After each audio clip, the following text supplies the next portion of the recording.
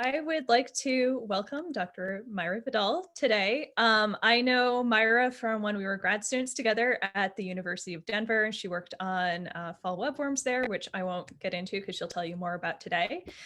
She then went to Syracuse University where she did her postdoc, and now she has just started up at UMass Boston.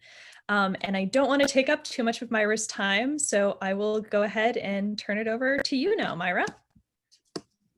All right, thank you. Let me share my screen. Thank you so much for the invitation. Unfortunately, I cannot be there in person, but maybe someday. And yeah, my name is Mayra Vidal. I just joined the biology department at UMass Boston. And in my lab, I work with species interactions, the ecology and evolution of species interactions. But today I'm going to talk more specifically of how the environmental context and the community context can influence species interactions. Ooh, let's see if I can. All right. So one thing that always fascinated me is the diversity of different organisms that we have in nature. And when we think about insect herbivores in particular, they are extremely diverse. They have many different species and also different forms, as we can see here in this slide. And we know that interactions with their environment and also with other species can drive a lot of the diversification that we see in nature. So we have classical examples of the Darwin finches, for example, that by using different resources, different types of food eventually led to this adaptive radiation. And when we think about insect herbivores, we also have different examples of this interaction with the host plant driving genetic divergence and diversification. A classical example of that is the Rhagoletes flies, those fruit flies that used hawthorn as our original host and then shifted to use apples, and that led to host race formation. Let me see if I can use a pen here. Yeah, I hope you can see it. But so this interaction with different species can lead to trait and genetic divergence that eventually could lead to diversification. However, species interactions are really context dependent. The composition of the community can influence the strength of the interaction and even the direction of those interactions. So having different species could potentially lead to different types of interactions. So one question that I want to address in my lab is, how does the community context influence interaction outcomes and dynamics? And species interactions can also vary with the environment. And environments themselves vary geographically and also are very, very rapidly due to climate change and anthropogenic disturbances.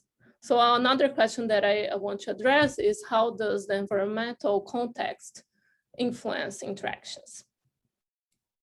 So today I'm going to talk about two different types of interactions that I worked more recently. I'm going to start talking about tritrophic interactions, so interactions with insect herbivores, their host plants, and their natural enemies. And for the second section of my talk, I'm going to talk about mutualisms, or the reciprocal beneficial interactions between different species. Okay, so starting with tritrophic interactions. As I mentioned earlier, insect herbivores are extremely diverse, but here I have a pie chart representing the proportion of species described in different groups of organisms. And we can see that arthropods comprehend more than half of all the species described. And insect herbivores are 1/3 of all the species described. And so that means that they are extremely speciose.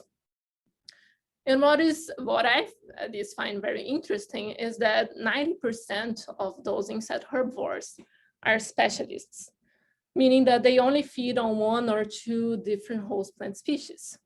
So I want to understand why we have so few generalists. So one thing that we should consider is that not all plants are suitable for every herbivore. So plants might have chemical defenses like the latex here in this milkweed, or mechanical defenses like thorns or trichomes from this tomato plant here. And those defenses deter herbivores from feeding on them or make it harder for herbivores to acquire the nutrients they need to grow. So the effects of the host plants on the insect herbivore, we call bottom-up effects. So initial idea that was proposed is that because plants are not all suitable for every herbivore, herbivores would tend to specialize on specific host plant species so that they would adapt to deal with the defenses from that specific host plant. However, more recent research has shown that generalists are weakly well fit to feed on the many hosts that they include in their diet. So this suggests that generalists, even though they don't necessarily specialize to feed on one particular host plant, they are still able to deal with the defenses of those plants. So another factor that we should consider is also the pressure from natural enemies. So insect herbivores are heavily attacked by natural enemies, both parasitoids and predators. So parasitoids, you probably already know about that, but those are usually Hymenoptera or wasps and flies that lay their eggs inside or on the insect. And the larvae feed on the live insect. But to finish their development, they end up killing the host. So parasitoids are kind of like a mix between parasites and predators. And besides having to deal with parasitoids, insect herbivores are also heavily attacked by both vertebrate and invertebrate predators. So the effects of those natural enemies on the insect herbivore, we call top-down effects.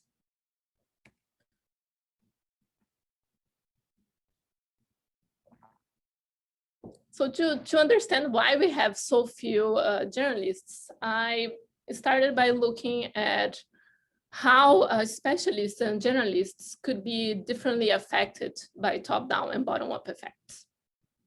So to do that, we conducted a meta-analysis where we got data of the fitness of the herbivore under both top-down and bottom-up effects simultaneously. So here I'm showing the effect size that we calculated for this meta-analysis. Effect size is basically the treatment divided by the control. So in the case of the bottom-up effects, the treatment would be the herbivore feeding on a better quality plant, and the control would be on a worse quality plant. And for the top-down effects, the treatment would be the herbivore feeding on the absence or low pressure from natural enemies.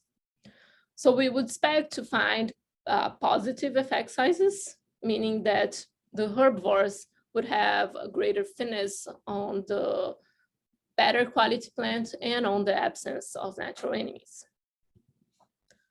So for specialists, that's exactly what we find. We can see the top down here and bottom up effect sizes were positive. And when we compared them, bottom up effect sizes were greater than top down, meaning that the specialists are more affected by this variation in bottom up effects in the plant quality than they are on host natural enemy pressures. Now for generalists, we can see that the bottom-up effect size here, the confidence interval is crossing 0. That means that the generalists had somewhat similar fitness on the different hosts that they were feeding on. So they were not as as affected by bottom-up effects. And when we look at the top-down effects here, it was positive. So generalists are affected by changes in the pressure from natural enemies.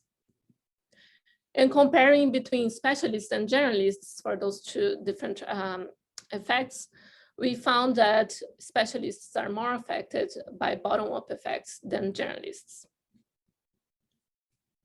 Okay, so this shows that specialists and generalists are differently affected by top-down and bottom-up effects.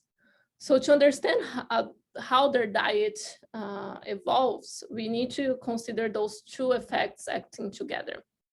So when we have this approach of considering both top-down and bottom-up effects acting together, we call that tritrophic, because it involves three trophic levels. So I wanted to understand how do top-down and bottom-up forces act together to influence the diet of herbivores. So to do that, I end up using Pho Webworm, which is one of the most generalist insect herbivores that we have. It can feed on more than 600 different host plant species, and it has a pretty broad geographic range. So they are native from North America. We have them occurring all over the US, also in Canada and Mexico. And you do have them in Indiana, so you might have seen some big webs when driving. They tend to occur near roads. So the females, they lay their eggs on a single clutch on a host. And when the larvae hatch, they build this huge communal web where they feed together in aggregation. And we have two types of Pho Webworm that, from my own work as well as others, might actually be different species. Usually we name them based on the color of the head capsule. So we have the black heads and the red heads. And they differ in many different characteristics, but for us here, what I want to highlight is that the blackheads usually have a broader diet, so they are relatively more generalist than the redheads. So we just published last year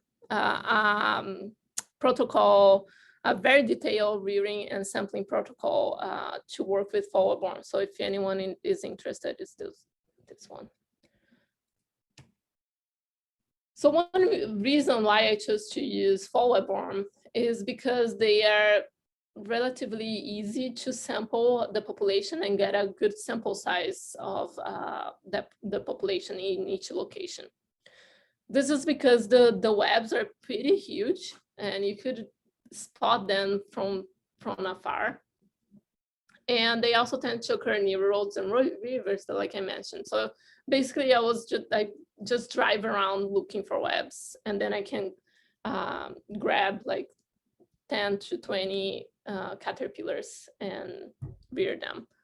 So those webs they are pretty big, and they tend to have like hundreds of sibling larvae. Another reason why I use Pho Webworm is because their diet varies, both between the two types and also within each type. So in Colorado, we only had where I did this study, we only had the redheads. And here I have the map of counties in Colorado, and the outline counties are where I sample each of my 10 populations. And we have Denver here as the star. And the pie charts represent the different hosts, different colors are different host species that each population was using, and also how much they were using each of those hosts.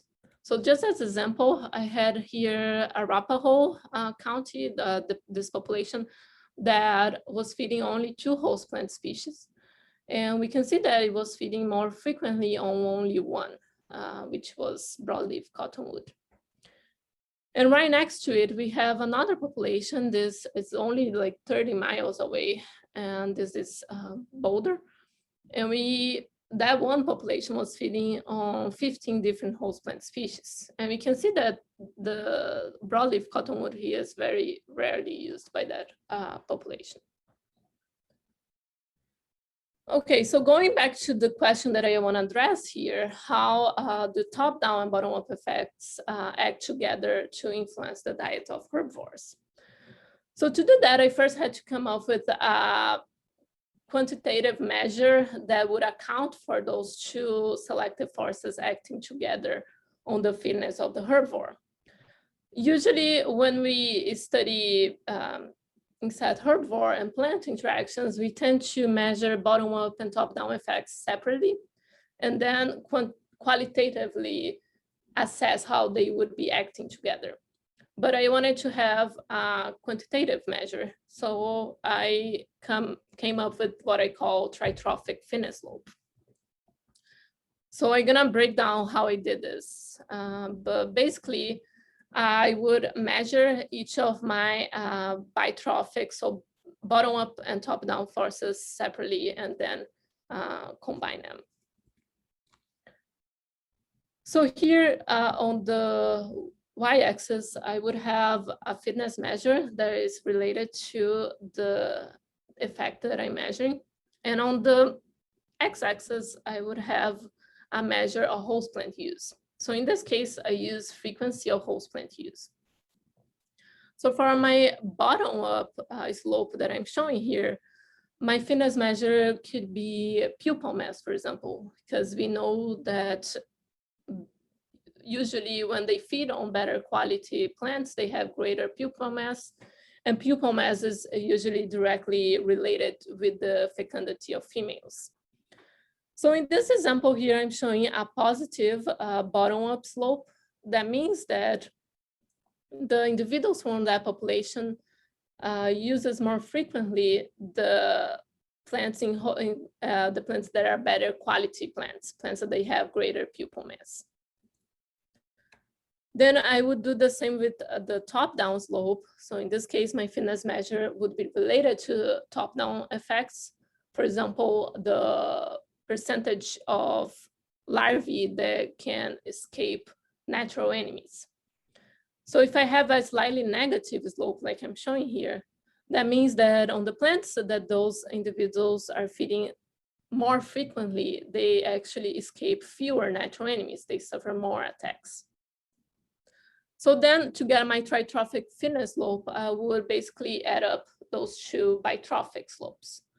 So in this case, because my positive slope is steeper than the negative, I would also end up with a positive tritrophic fitness slope. So I consider all the possible combinations of the bitrophic slopes, and I end up with 3 possible scenarios of tritrophic fitness slopes. So I have a positive tritrophic fitness slope, which is the example that I used. But this means that in general, individuals from that population are well adapted to feed on their host. And we could get this positive tritrophic fitness slope if at least one of the bitrophic slope was positive and is steeper than the negative, or when both of them are positive. I could also get a no tritrophic fitness slope. That means that in general, individuals perform equally well on all the hosts that they are using. This could occur because the bitrophic slopes cancel each other, or because both of them are null. And finally, we could get the negative tritrophic fitness slope. So this means that when we consider both bottom-up and top-down effects, those individuals are maladapted to feed on their hosts. And this could occur because it's just the opposite of the positive tritrophic fitness slope. In this case, we would have at least one bitrophic slope that is negative and steeper than the other slope, or when both of them are negative. So I measured those tritrophic fitness slopes and diet breadth for all 10 of the populations of Pho Webworm that I sampled. So here I have tritrophic fitness slope on the y-axis and a measure of diet breadth on the x-axis. I used ordination diet breadth, but basically value close to 0 means that they have a more narrow diet, so they are more specialized. while higher value means that they have a broader diet. So I found that 6 populations had positive tritrophic fitness slope.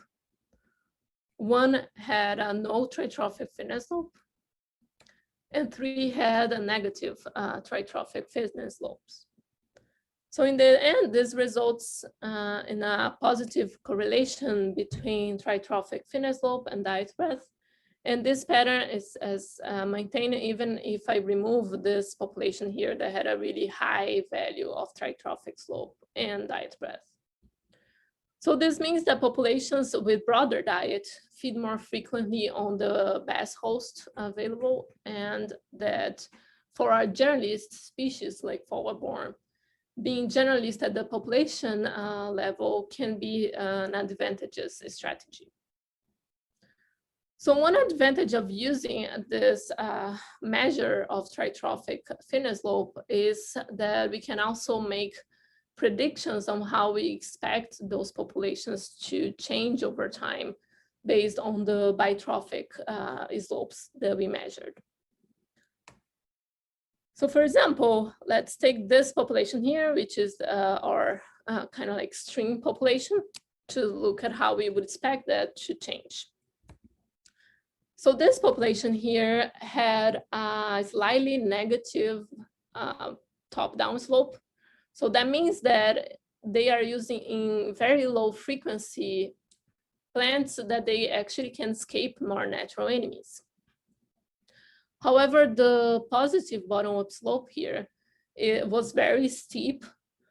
That means that even though they can escape more natural enemies on the plants they were using in low frequency, those are really terrible quality host plants. The individuals that are feeding on that host plant have really low pupal mass, so it's not really a good host. So we would expect that over time, they would eventually stop using this host. The population's already using this host in very low frequency, or potentially they could adapt to that host plant and actually have slightly better performance when we think about the bottom-up effects. So if that is the case, we would expect that over time, the bottom-up slope would actually become less steep. And that means that the tritrophic slope will also become less steep.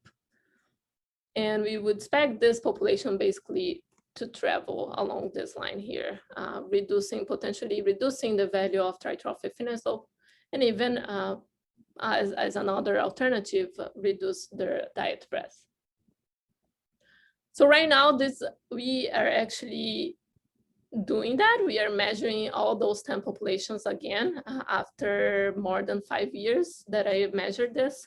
So we hopefully will get some updates soon about how those populations are actually changing over time, and if it potentially can be following our predictions.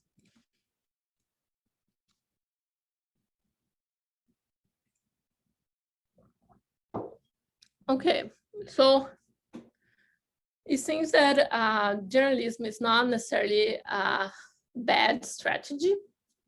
So another potential factor that could be leading to having more specialists than generalists is the diversification rate. So potentially specialists diversify more rapid or more frequent than generalists. And that could potentially be a reason why we have way more specialists than generalists. And we know that using different host plants can actually be a strong selective force for insect herbivores. So especially if they have trade-offs in fitness like we expect to find for many specialists. So here I'm showing different populations, for example, of a same insect herbivore species as the different reaction arms here. And if they are adapted to feed on their local hosts, for example, we would find that the herbivores feeding on their local host would have greater performance than if they were feeding on the host that another population used. And that over time could potentially lead to speciation if there is low gene flow or the selection force is strong enough. And we would end up with two different species of the insect herbivore, each one is specialized on their particular host plant species. However, another factor that we know can influence diversification is geographic isolation. And recently, hypothesis was proposed that considers this geographic isolation to explain the diversification of insect herbivores.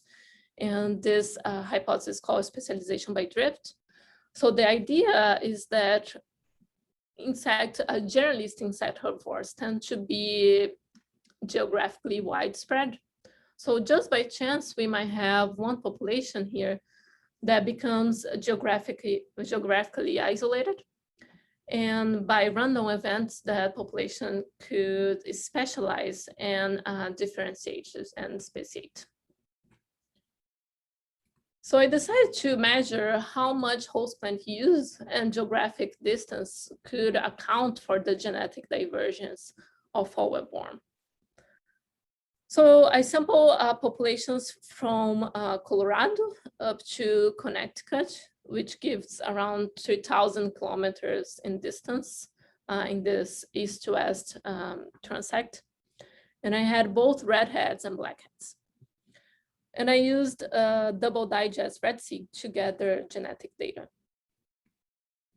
So to briefly summarize what we found here, when we look at the influence of host plant use on the genetic divergence of Pho Webworm, we found that host plant use accounted for only up to 3.6% of their genetic divergence.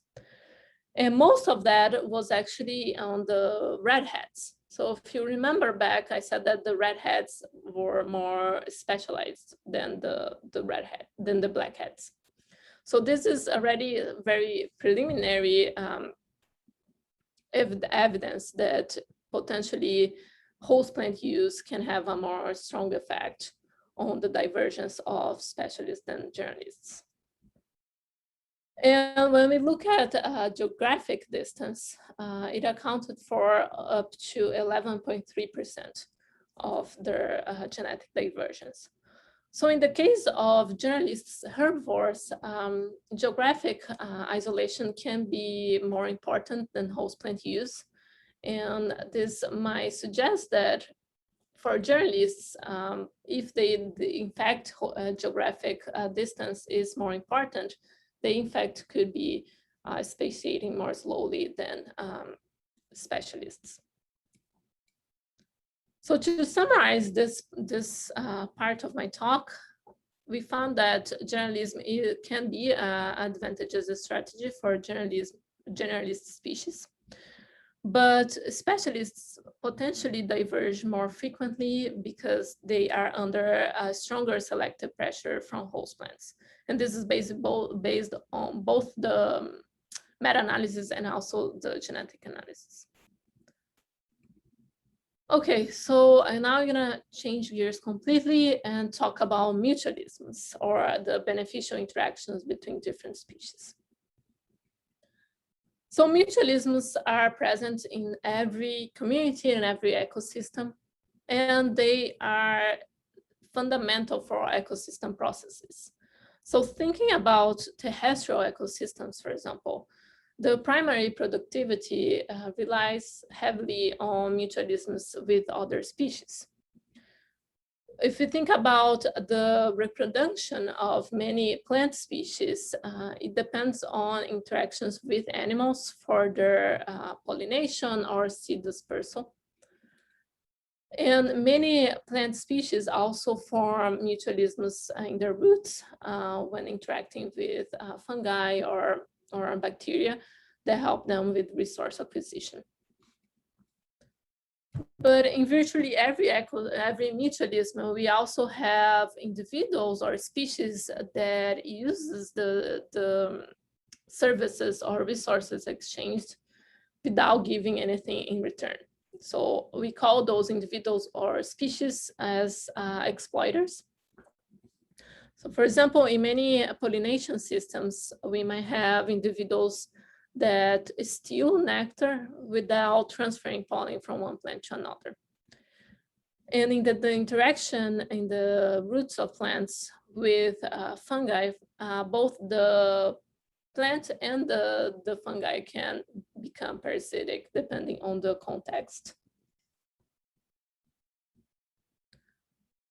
So when I was starting my research back in Brazil, I was specifically working on ant-plant mutualisms.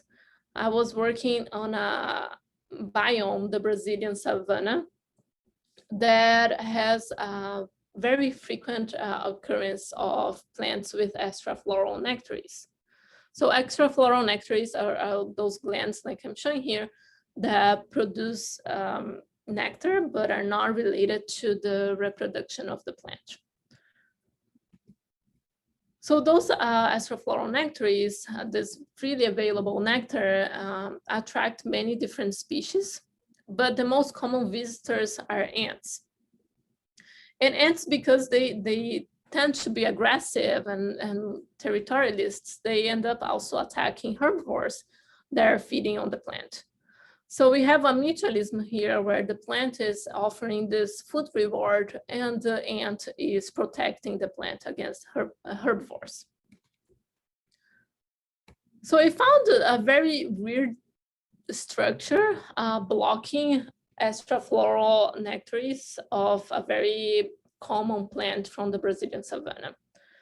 So this weird structure here was very gooey. And when I opened it, I saw that there was a larva inside of it. And after many years, 4 years, trying to figure out what species was that, we eventually were able to get the adult. And we found that this was an undescribed Drosophilidae species. So it kind of looks like a Drosophila, but is bigger. And the females, they lay their eggs right next to the extrafloral nectary. And when the larva hatches, it goes straight to the gland opening. And it uses the nectar to build its shelter. So this thing here, the larval shelter, is very sticky because the larva uses the nectar to build it. And it's right on top of the extrafloral nectary. We can kind of see the nectary here and the shelter on top. But so it blocks the direct access to the extrafloral nectary. But the gland continues to produce nectar. So the nectar accumulates inside the larval shelter. Oh, wait, I have to change my pointer.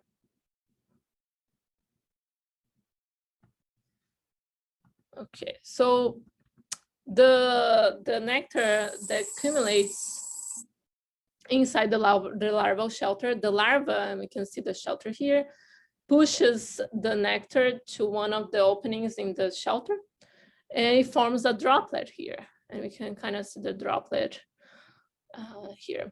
And so the ants are visiting the plant looking for extrafloral nectar. So it also interacts, it also eats the droplet that the larva exposes. And we can see that it's even the droplet is more sticky than the extrafloral nectar.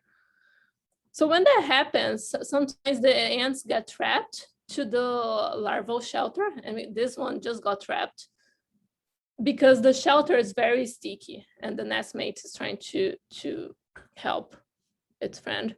But the ant eventually, let me play that again.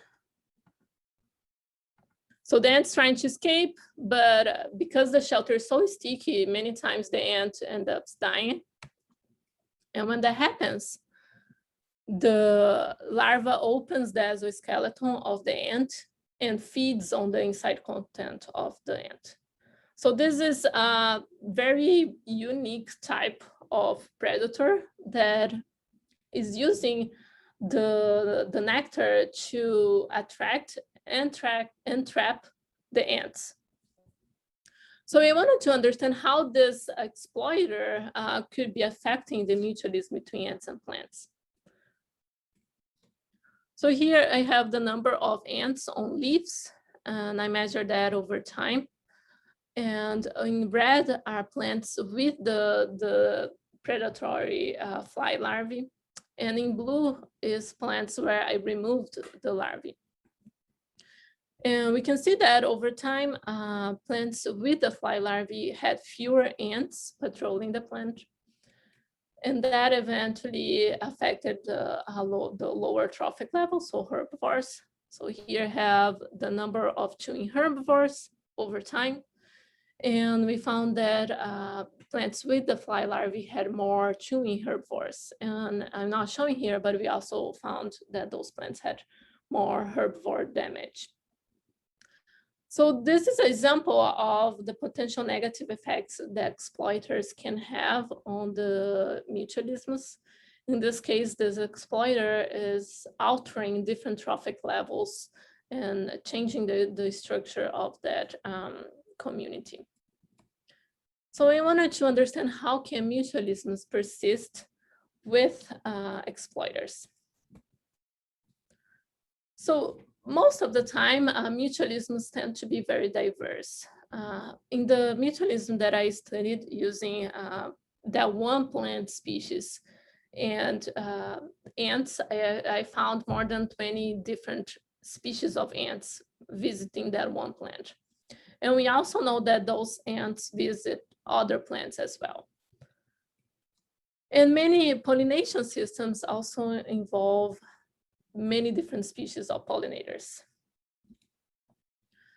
So some authors have suggested that this richness of intrinsic characteristic of many mutualisms can actually help with the persistence of mutualisms. So these authors here, James et al., 2012, they use theoretical network model to look at how the number of partners and the number of interactions could help with the persistence and stability of mutualisms. And they found that more partners and more interactions lead to greater individual survival and also greater persistence. And one way that a species richness could potentially lead to persistence of mutualisms is because of species redundancy. So functional redundancy is when we have different species that provide similar function to the community. So for example, if we have two different species of ants that provide similar protection to the plant, if we lose one of those species, that the other can take over its place, and the plant would not feel as much the loss of one of its partner. So to look at how persistence and redundancy could potentially help with richness and redundancy could help with the persistence of mutualisms, I end up using this lab-based yeast mutualism. So everything that I'm talking so far was based on field work that I did, and I love field work.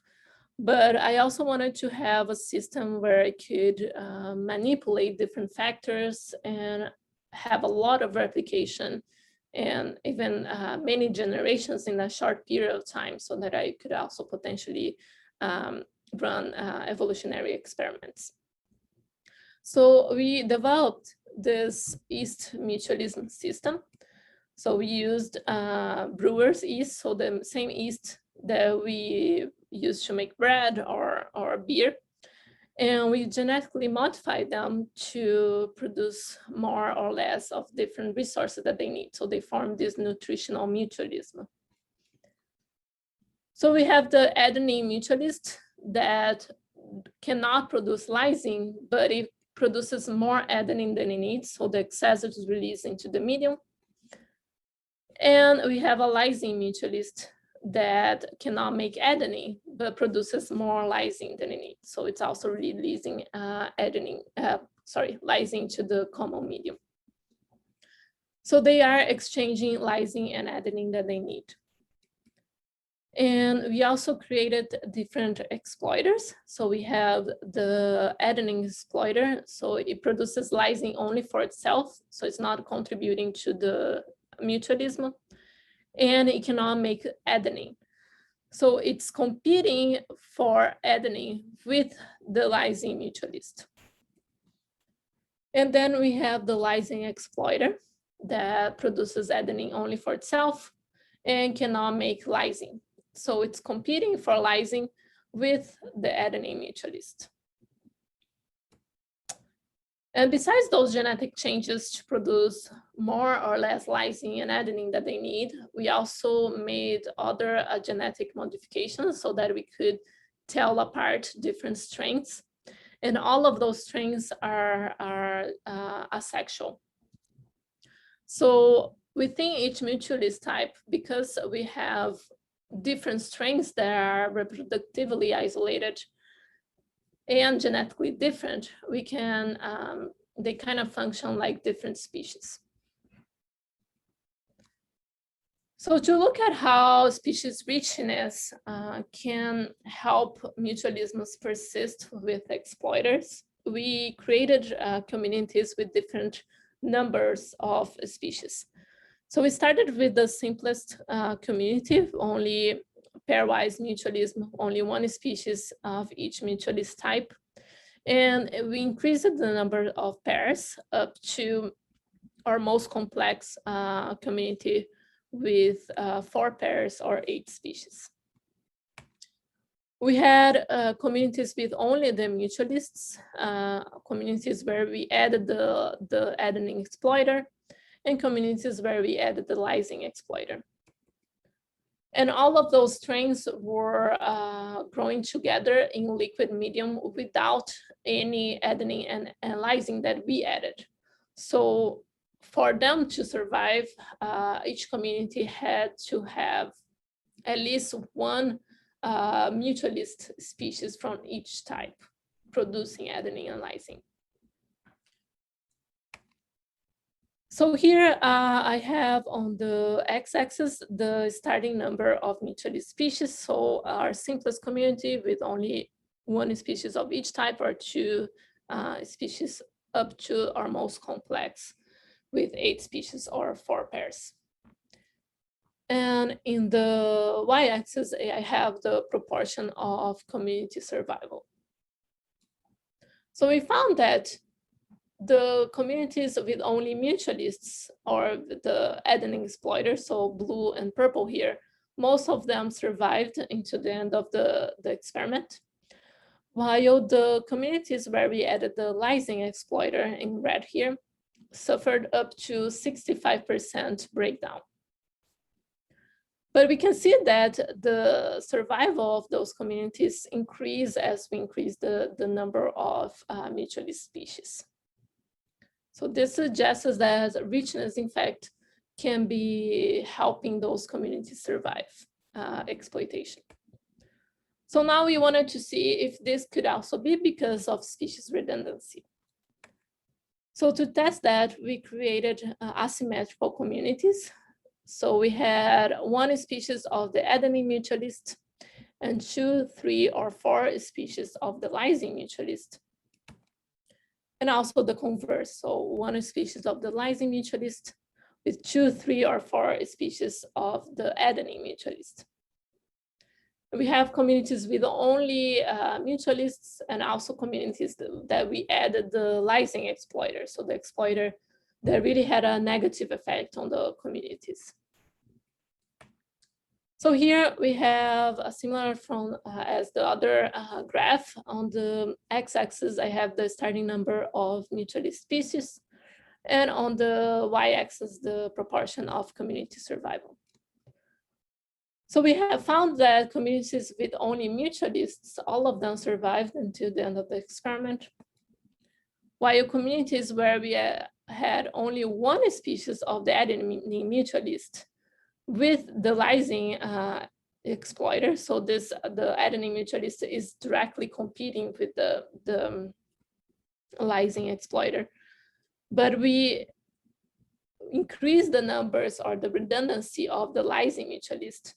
Those communities suffered around 50% breakdown, and we can see that their survival is not changing as we include more lysine mutualists.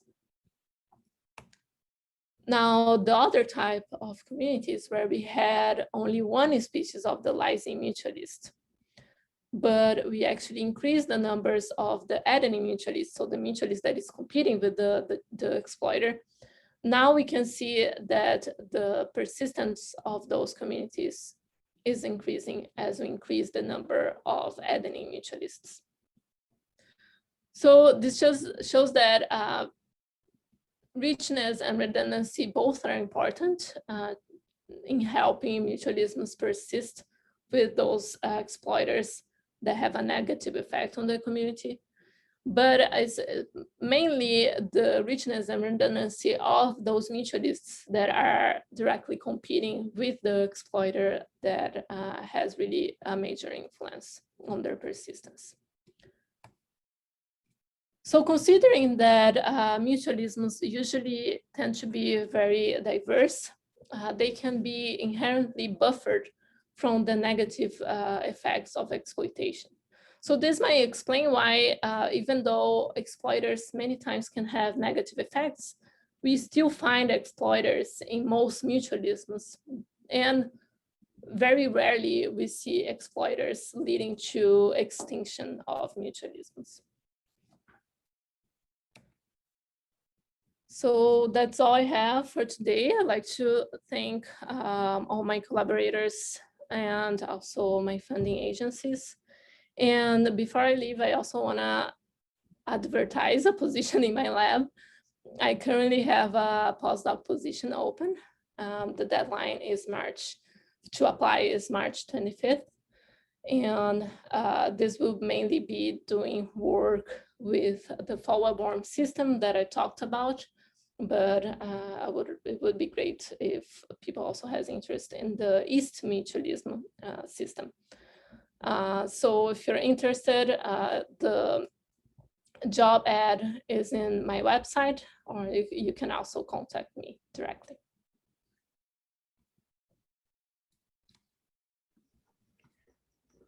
Great. Thank you so much, Myra. That was a really interesting talk. It's really cool to hear some of the details of the stuff you've been working on since, as well as get a refresher on the stuff we worked on at the same time.